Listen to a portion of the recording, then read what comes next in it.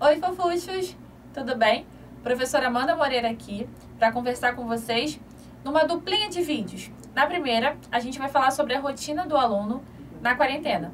Depois, a gente vai falar da rotina do aluno no dia a dia pós-quarentena. Vamos para um assunto muito cobrado pelos alunos, uma tensão que eles sentem. Meu Deus, a quarentena, como vai acontecer? Como é, professora?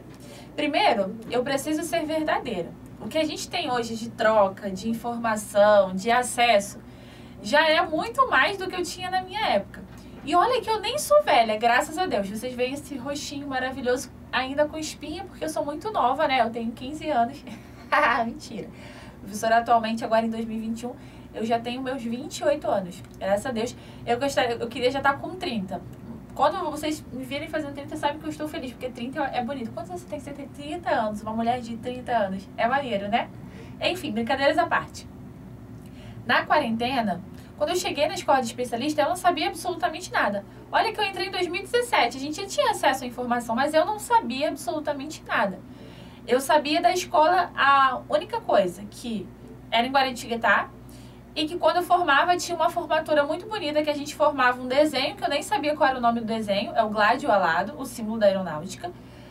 E a gente cantava isso aqui e jogava o cap pro alto. Era isso que eu sabia de aeronáutica, terminava aí. Eu não sabia absolutamente nada. Na minha família não tem ninguém da aeronáutica e não tem ninguém militar. Para dizer que não tem ninguém militar, eu tenho o meu padrinho, ele é do bombeiro do Rio de Janeiro. Uma vivência totalmente diferente das Forças Armadas. As Forças Auxiliares, elas são muito independentes. Então, eu não tenho ninguém como referência em militarismo para saber nada. Meu avô foi militar, mas o meu avô já foi reformado há muitos anos. Então, a vida que ele teve há 40, 50 anos atrás é totalmente diferente do que a gente teve agora.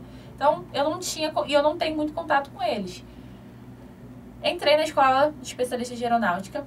Primeiro com duas situações, sem saber absolutamente nada, com apenas a opinião do meu irmão, que é civil, e tem uns amigos militares, e me disse assim: Amanda, fica tranquila, ser militar é fácil, lá é tranquilo, e os meus amigos, eles só ficam tomando cerveja e fazendo churrasco no quartel.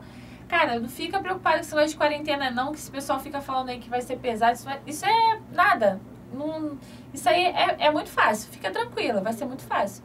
Lá é um teatrinho. Aí eu fiquei assim, ela era a única informação que eu tinha. Então vai ser tranquilo, né? Vai ser tranquilo.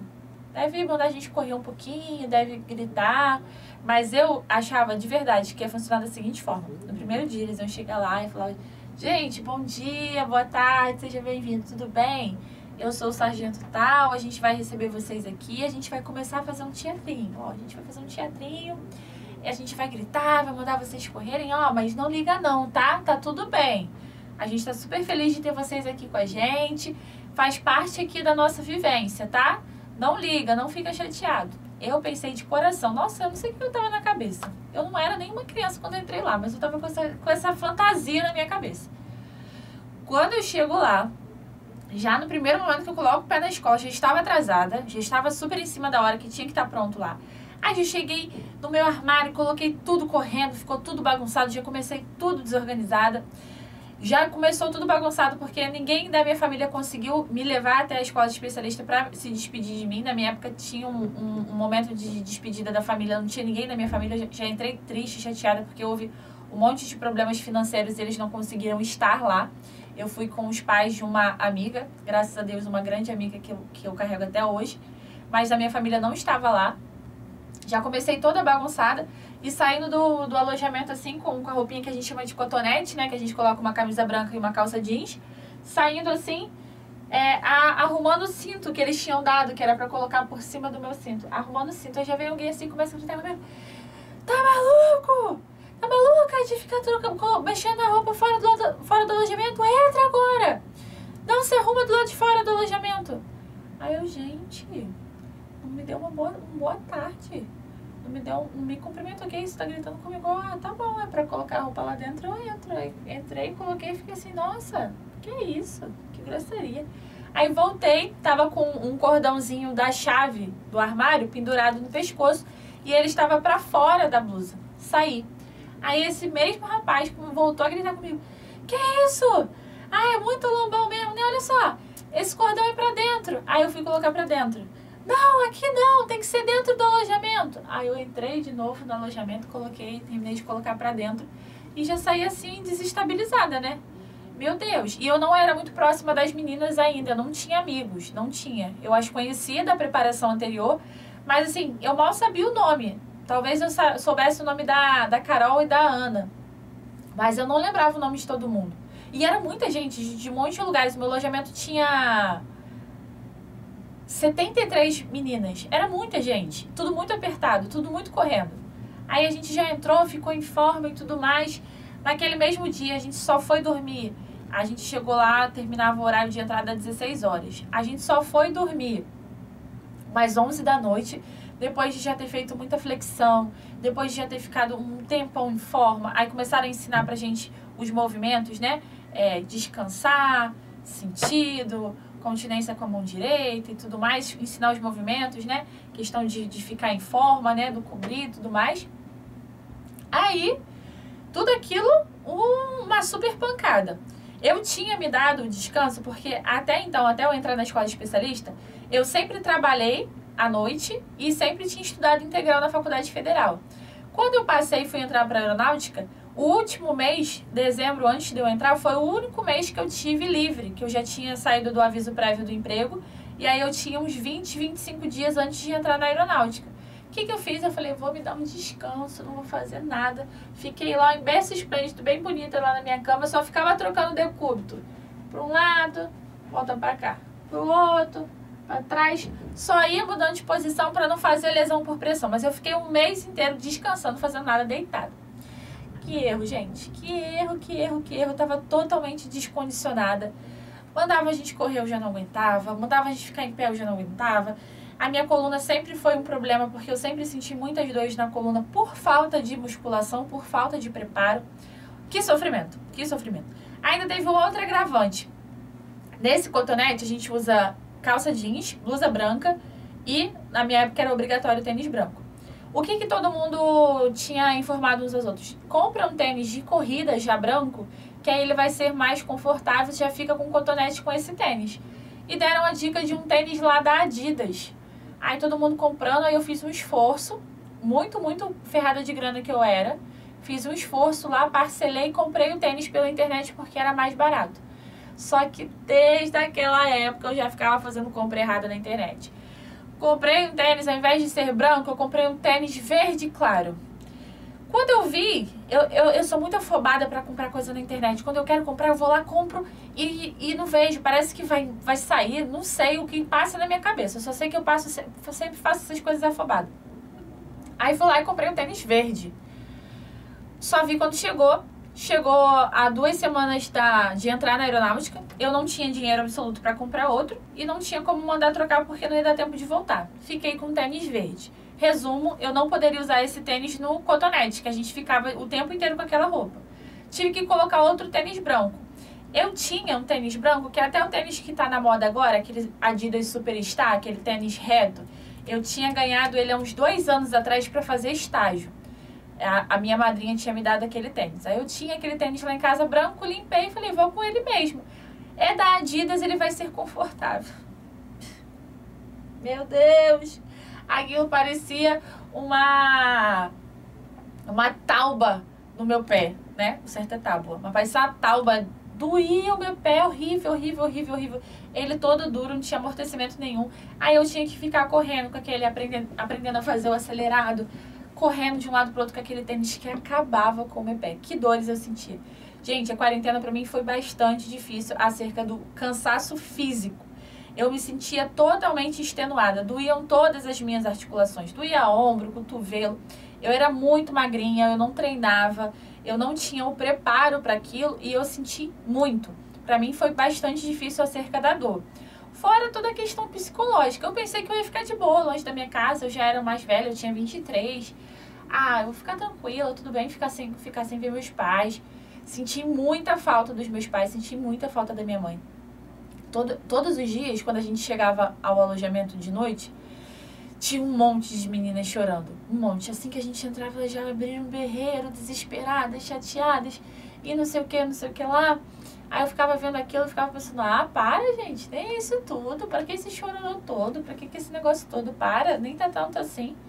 Quando eu falar com a minha mãe nem vai ser assim, para, todo mundo no telefone chorando. Eu só consegui ligar pra minha mãe e ouvir a voz dela na quarta ou quinta-feira, porque a gente não tava se dando ainda, se entendendo acerca de telefone. Eu não sabia que quando a gente tá em outro estado, até quando a gente recebe, pelo menos a época era assim, não sei se continua. Quando ela me ligava, eu precisava ter crédito, porque o fato dela me ligar consumia também os meus créditos. Mesmo que ela me ligasse normal, sem ser ligação a cobrar. Eu não sei explicar muito bem, mas acontecia isso. Eu precisava ter crédito para receber ligação. E aí até a gente conseguir entender isso, que tinha pouco tempo para ligar e muito confuso nos primeiros dias, eu não estava só falando por mensagem. Na quarta ou quinta-feira que eu fui falar com a minha mãe, eu achei que eu estava ótima, nada a ver com aquelas meninas que estavam chorando, abaladas. Outra história. Alô? Aí minha mãe me chama de raio de sol. Eu sou o raio de sol da minha mãe. Ela, oi, meu raio de sol. Gente, na hora eu ouvi a voz daquela mulher. Eu chorava tanto, desesperadamente, eu não sabia de onde vinha aquelas lágrimas. Eu não tinha chorado até então, eu não sabia por que eu tava chorando, eu sabia que eu tava desistindo naquele lugar. Mas eu não sabia que eu ia chorar tanto com a minha mãe. Minha mãe ficou tão nervosa, bichinha. Ela, não, filha, calma, calma, respira, calma, filha. Calma, vai ficar tudo bem, mamãe tá aqui. Mamãe tá aqui, vai ficar tudo bem, respira, isso vai passar. E foi me acalmando. A gente conversou bem pouquinho, porque os créditos que eu tinha acabaram. E aí a ligação caiu, eu não tinha mais como colocar crédito, não tinha mais dinheiro, não tinha mais nada. E aí só fiquei falando por mensagem. As primeiras semanas foram semanas bastante difíceis de adaptação. Eu saí de uma vida onde eu tinha o controle da minha vida, decidia a hora que eu ia acordar, a hora que eu ia dormir, o que eu ia fazer, para ter horário para tudo, para ter absolutamente ordem para tudo. Então, e viver num ambiente super coletivo com um monte de meninas. Assim que eu cheguei, eu era totalmente envergonhada sobre tudo, sobre o meu corpo principalmente, porque eu não tinha hábito nenhum de trocar de roupa na frente da minha mãe e do meu pai, nunca tive. Então, assim que a gente chegou, aí eu olhei o banheiro, não tinha porta no chuveiro, não tem porta no chuveiro. São separados os boxes do chuveiro, tem o chuveiro, mas não tem porta. Só tem porta onde a gente vai no banheiro no vaso. Aí eu fiquei pensando, meu Deus, eu vou tomar banho aqui na frente de todo mundo. Caraca, como é que vai ser isso? Aí no primeiro dia ainda fui tentar pro mais do cantinho, fui de toalha até a hora do box, coloquei, fiquei de costas o tempo inteiro. Mas no segundo dia já era uma correria. Você não tinha tempo pra nada, você tinha que fazer tudo correndo, e gritando, e cobrança, e não sei o que lá. Segundo, terceiro dia eu já não ligava mais pra nada.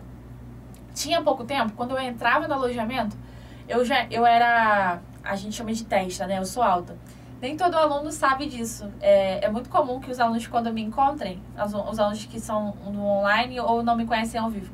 Caramba, professora, a senhora é alta. Eu não imaginava que a senhora era alta. Eu tenho 1,73.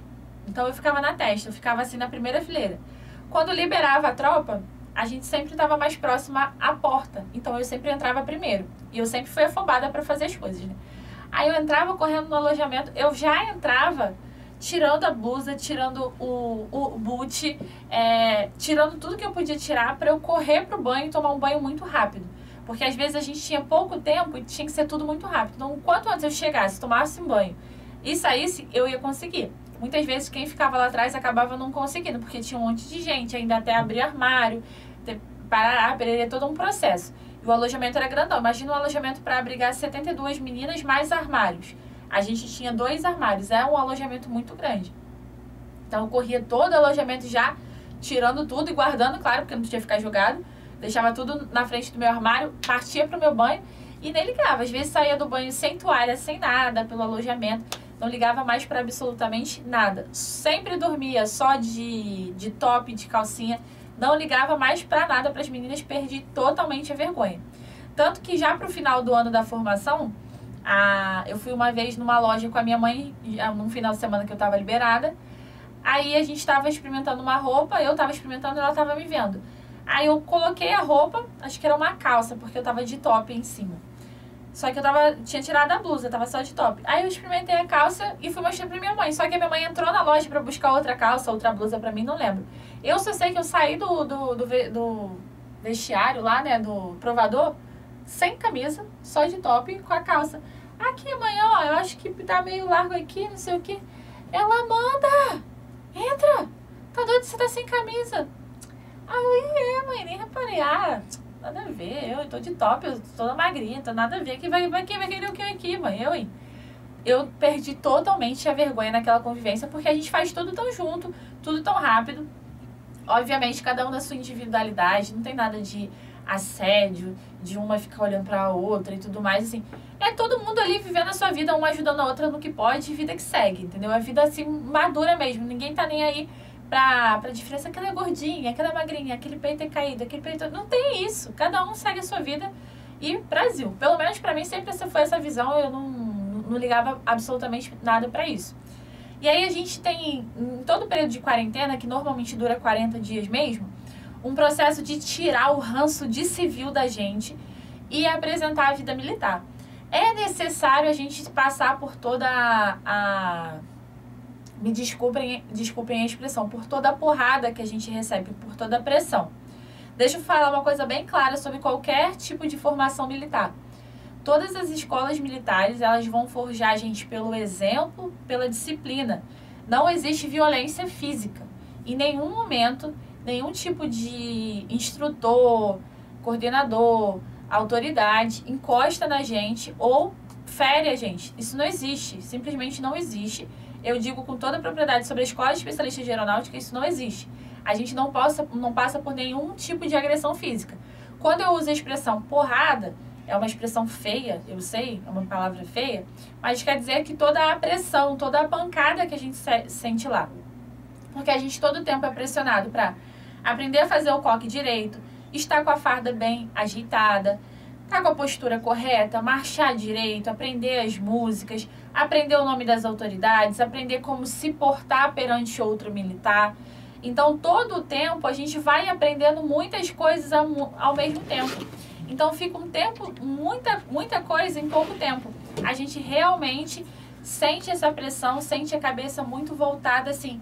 A gente fica num mundo particular. A gente chama lá de Matrix. A gente fica numa Matrix específica e a gente só pensa naquilo. É extremamente cansativo, é extremamente extenuante, mas é extremamente recompensador a quantidade de coisa que a gente aprende, o como a gente aprende a levar a vida de uma forma melhor, a quantidade de amizade que a gente faz. Hoje, sem dúvida, as pessoas que são mais próximas a mim são as pessoas que eu conheci lá, são as pessoas que passaram por todo aquele sufoco comigo. Toda essa rotina de quarentena é muito cansativa. Como é que seria um dia lá dentro pra gente visualizar como é que seria um dia do aluno na quarentena? Você teria duas possibilidades, ou você está escalado para faxina, ou você não está escalado. No alojamento feminino era semana sim e semana não. Uma semana você estava na faxina e outra não. Na semana que você estava na faxina, você acorda mais cedo do que todo mundo para tomar café. Então você, não vou lembrar em horários exatos, mas era cerca de 5h15, 5h17 pronto. Então você tinha que acordar antes disso, já tá em forma às 5. Água geladinha. Água geladinha, delícia. Tinha que estar pronto em forma às 5h17 e ir pro rancho tomar café. Tomava café no rancho, voltava pro alojamento. Enquanto isso, a outra galera já tinha acordado, a galera que não estava em faxina já tinha acordado, estava terminando de se arrumar e saía. Eles saíam para tomar café. Nesse tempo que eles estavam tomando café, a gente arrumava todo o alojamento. E é faxina real. Eu, na minha vida, mesmo com toda a dificuldade, eu sempre fui pobre, não tinha nada, e não sei o que, não sei o que lá. Toda aquela história que eu já contei em outro momento e posso contar também de novo, num próximo vídeo. A minha mãe nunca exigiu tarefas domésticas de mim. A minha mãe sempre fazia o necessário para nossa casa e ela não exigia nada. Logo, ela não exigia, eu não tinha uma querência interna de aprender a passar um pano, de aprender a diferença entre cloro em gel e desinfetante. Eu não sabia absolutamente nada, mal sabia passar uma vassoura no chão. A verdade é essa. Chegando lá, você tem que saber fazer as coisas. A gente tem que lavar o banheiro, deixar ele um brinco. Tem que limpar todo o alojamento, não deixar nada pra fora, não deixar nada desorganizado. Então é uma limpeza muito, muito grande. A gente divide as meninas em equipes. Uma galera vai limpar o banheiro, outra galera vai limpar o chão, outra galera vai limpar do lado de fora, que também tem que estar limpo. E eu fiquei, não sei porquê, mas eu fiquei, até hoje eu não lembro que momento foi escolhido isso. Eu só sei que eu fiquei na equipe de alinhamento. O que é o alinhamento? Particularmente na IA, as nossas camas têm um padrão. A gente recebe 2 colchas quando a gente chega, uma colcha branca e uma colcha azul. A colcha branca é a que forra a cama, aí a gente forra a cama com essa colcha. A gente recebe um travesseiro, a gente coloca esse travesseiro dentro da colcha, faz uma dobra e coloca para baixo. Então o travesseiro fica dentro da colcha branca, beleza. Esticado, tudo esticadinho. E na parte final da cama, na parte dos pés da cama, a gente coloca a manta azul. Na verdade, a gente chama de colcha branca e manta azul, né? Coloca a manta azul. E a manta azul é de pelinho. E todos os pelos da manta devem estar penteados em direção à porta. Então, todas as camas têm que estar penteadas no mesmo sentido. Amanda, a gente tem que pentear a cama. Tem, fofuxo. A gente penteia a cama. E olha, mais do que pentear, a gente jogava água com goma e ainda passava com ferro porque o pelo tinha que estar perfeitamente alinhado. Depois de uma vistoria do comandante, dos sargentos, se houvesse ali, se estivesse bagunçado, se tivesse um pelinho para cima, a gente poderia ficar punido e perder o final de semana porque a cama estava desarrumada. Então a cama era uma questão assim muito cobrada mesmo por todo mundo. É o padrão da IA, um padrão de excelência na arrumação da cama. E além dessa questão própria, eu te expliquei como é que é uma cama. Todas as camas do corredor devem estar com a sua manta azul alinhada. Então, nós éramos 73, imagino que acho que em cada 20, aí dá 40, acho que devia ter uns 15 beliches em cada uma das fileiras, mais ou menos. 15 dá 30 meninas, mais 15 mais 30, 60, mais 15, 75. Deveriam ser uns 15 beliches. Então, a gente tinha que alinhar todas as mantas de cima e de baixo e dividia os corredores. Eram três fileiras de cama. Eram 2 duplas para cada um. A gente pegava um barbante gigante, passava e colocava de uma ponta a outra. Minha dupla nessa tarefa era a Tamires, uma princesa, tá servindo em São Paulo, recentemente até casou, maravilhosa. A gente passava um barbante imenso nas pontas e ia ajeitando todas as mantas para que elas estivessem alinhadas. Isso parece fácil, mas é extremamente delicado, porque a gente às vezes bagunça a cama do colega, às vezes a colcha que a colega colocou tá muito para baixo, a gente tem que refazer. A gente vai mexendo. Às vezes o barbante, quando a gente coloca o barbante, a gente colocava torto. Aí a gente alinhava todas as mantas. Ficava tudo torto. Ai, que tristeza, tinha que voltar tudo. Isso com pouco tempo, tá? Não tô falando que a gente tinha a manhã inteira pra fazer isso. A gente devia ter o quê? 15, 20 minutos pra fazer isso. Então era sempre muito corrido. Essa era a rotina da equipe de faxina. Deixava tudo um brinco, saía e começava o dia. A gente entrava em forma. Dentro da quarentena, a gente não entrava em forma ainda no pátio do corpo de alunos. A gente entrava em forma em frente ao nosso esquadrão e ia começar a fazer as atividades. A gente já tinha aula de armamento, aula de regulamento. A gente tinha aula de ordem unida para começar a aprender os movimentos, né? Aprender a marchar, aprender a fazer tudo dentro do padrão. E a gente tinha muitos momentos que a gente treina muito na quarentena a questão da posição estática, de treinar imobilidade. O que é imobilidade, professora? É você cair numa posição e a gente contar com a mão para trás, a mão sempre está assim. Uma mão está segurando a outra. Se eu não me engano, é a esquerda segurando a direita. Isso mesmo. Segura que tem que segurar, não põe a mão atrás, todo mundo tem que estar assim, mão fechada. Não é assim, não. Eu tô com a mão para trás assim, não. Ah, não. É padrão assim, a mão também. As pernas abertas, posição de descansar.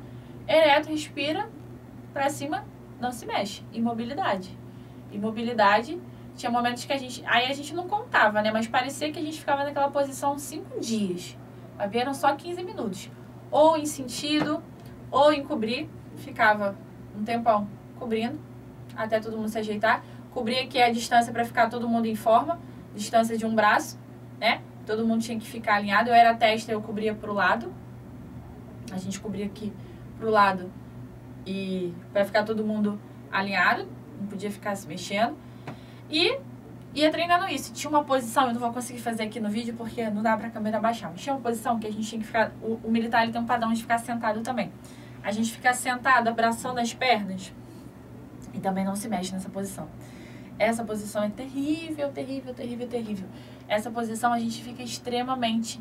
Eu já era muito, muito mais magra do que eu sou agora. Eu devia ter uns 20 quilos a menos do que eu tinha agora, uns 15. Não tinha carne nenhuma no glúteo. Gente, era parecer que era o meu osso naquele asfalto o dia inteiro. O meu sonho era poder sentar numa cadeira. O meu sonho era poder sentar no sofá. Meu Deus, quando eu saí de lá e dei valor, como eu dei valor a sentar numa cadeira, porque ficar sentado naquele chão horas e horas e horas naquela posição, doía tudo, doía tudo. Muito ruim.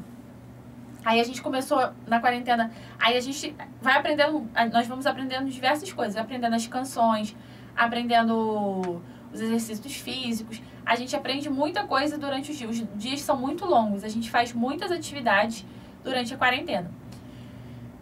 Ao final, a gente tem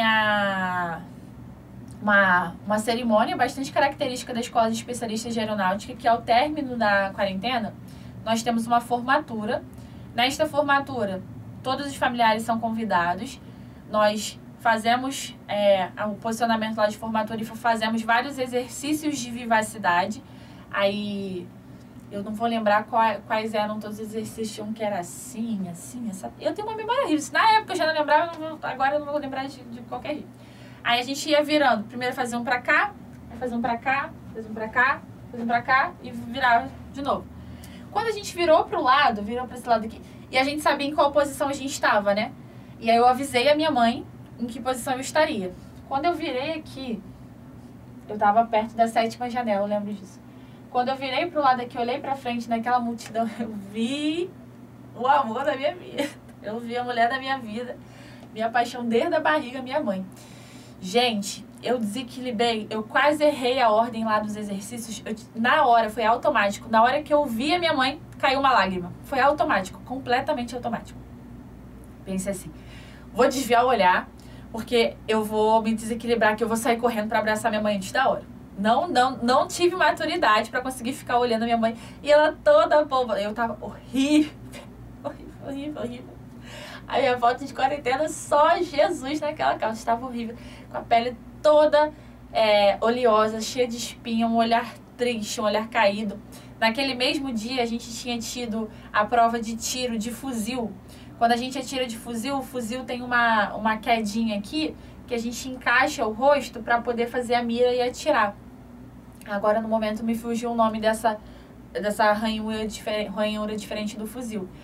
Eu colocando o meu rosto aqui e tem que encaixar, porque se não encaixar, a gente fica recebendo recuo do fuzil aqui. Eu não encaixei direito, gente. A gente deu 45 tiros, eu recebi 45 recuos do fuzil aqui nesse osso aqui do rosto. Isso aqui tava roxo, tava bem localizado, bem no local do recuo. Graças a Deus eu passei na prova, isso que me importava. Mas no banho do bicho eu tô com essa marca roxa aqui. Na manhã, o banho do bicho foi o meio-dia, a minha prova foi 8 da manhã. Na manhã, aí eu atirei de fuzil e aconteceu isso. Então, eu tava machucada, cansada, fedorenta, que o bicho fede, a gente não toma banho direito. A gente fica com aquela farda, ó, um tempão correndo pra baixo, pra cima, numa Rexona que não abandone. Rexona, Axe, Nivea, Dove, todo mundo abandona a gente, não tem jeito, o bicho fede. Tava lá péssima, na hora que eu vi minha mãezinha, nossa, bateu um sentimento muito louco. Terminamos de fazer os exercícios. E os últimos exercícios são os polichinelos. Aí o líder da gente sempre fala assim, para infinitos polichinelos. O 0 é meu, o resto é nosso. Aí 0, aí a gente começa a fazer polichinelo. Normalmente perto do 80 ou 90, vem 2 caminhões de bombeiro, aquele caminhão com aquela mangueira grandona. Vem 2 caminhões de bombeiro da parte final. Eu tava mais na parte da frente, né? Na parte final do pátio. E começam a molhar todo mundo, molhar os alunos, é o banho do bicho. Ali a gente deixa de ser bicho e começa a arrepio todo se levar. A gente deixa de ser bicho e passa a ser aluno. Não esqueça desse momento que a gente tá fazendo lá os polichinelos. Na minha frente estava um colega muito querido, que tá servindo em Brasília, o Guedes. E aí a gente que ficava na frente, a gente demorava pra ouvir o barulho e saber que já tinha acabado, porque a água pega primeiro quem tava atrás. Então, não é incomum que a galera da frente fique fazendo lá o polichinelo e a galera de trás já tá brincando na água, já acabou. Aí a gente tá fazendo aqui, Aí eu acho que o Guedes já ouviu, já sabia que tava na hora. O Guedes olhou pra trás com um sorriso, com um brilho no olhar. Eu não esqueço dessa imagem do Guedes. Ele me chamava de Combate, né? Ele cavou Combate! E aí a gente foi correndo arrepiado, lembrando. A gente foi correndo pra lá, pra água, a gente se molhou. Logo assim que terminou, eu fiquei pouquinho tempo ali, porque eu me perdi dos meus amigos, das minhas amigas ali, não consegui achar, porque era muita gente. Consegui só achar a Carol, aquela amiga que foi comigo, ela tava fora da tropa, porque ela havia quebrado o braço no meio da quarentena, mas ela tava lá também, dei um abração na Carol, a gente molhada, a gente chorou e se alegrou de ter conseguido. E eu comecei a procurar minha mãe, eu sabia que minha mãe tava perto daquela janela. Então eu já saí dali e fui começar a procurar minha mãe. No meio do caminho eu achei o meu pai. Meu pai estava bastante ruim da depressão ainda. Bastante hipotônico, assim. Sem vida, né? Ele estava muito assim, estava muito catatônico da depressão. É uma história para um outro momento, graças a Deus ele está bem. Então meu pai estava lá, sozinho, assim. Nossa, eu despejei tudo que eu senti de saudade, de vontade de estar junto deles naquele momento. Eu dei um abração no meu pai. Eu chorava. Gente, eu nunca chorei tanto na minha vida. Até hoje eu nunca chorei tanto quanto aquele dia. Eu chorava que eu parecia que ia me afogar. Parecia que eu ainda estava sendo molhada. Parecia que eu chorava. Um choro de desespero, de tudo engasgado. Eu perdi o ar naquele choro. E o meu pai, calma, filha, calma, vai ficar tudo bem. E ele não sabia falar muito... Não estava bem, né? Não tinha muita estrutura. Mas eu chorei. Até acalmar... Passou. Aí, assim que eu larguei meu pai, a gente andou um pouquinho, achei a minha mãe, o meu irmão e a Gisele, uma grande amiga minha, que é como se fosse minha irmã. Aí todo mundo se alegrou e tudo mais. E não esqueço do meu irmão. Meu irmão é uma figura. Me deu um abraço e tudo mais. Pô, cara, eu tô muito feliz de te ver, que legal, foi muito legal. Mas aí, na moral, nós somos cariocas, né? Então a gente fala bastante carioquês. Aí, na moral, você não tomava banho não, mano? Tu tá fedendo pra caramba, meu Deus, tá horrível. Ficou me zoando pra caramba falando que eu tava fedendo. No momento, eu não sabia que eu estava fedendo tanto, porque todos nós éramos um grande futum e a gente não sentia mais, a gente estava anestesiado. No outro semestre, quando a gente ainda era aluno e entraram novos alunos, quando eles chegavam, a gente sabia que eles estavam chegando pelo cheiro. Quando a gente começava a ouvir um barulho de correria, porque quando a gente é bicharal, a gente corre o tempo inteiro. O tempo todo a gente corre. Ouvia aquele barulho de correria, todo mundo entrando desesperado, já vinha aquele cheiro empesteando. Era o bicharal. A gente, quando é bicho, a gente não consegue tomar banho no tempo certo, não consegue trocar de farda em tempo certo. É tudo muito corrido, é tudo muito pegado para realmente dar aquele choque. Isso é vida militar. E depois, a gente começou a viver a vida de aluno, propriamente dito. Essa foi a vida antes do banho do bicho, a vida de bicharal. Vou falar para vocês no próximo vídeo sobre a vida do aluno pós-quarentena. Espero vocês, se você tiver alguma dúvida. Se você tem alguma curiosidade sobre ou expectativa sobre essa época, deixa aqui nos comentários. Dá aquela curtida que ajuda bastante a gente. Se inscreve aqui no canal do Ideal. E até o próximo vídeo. Um beijo!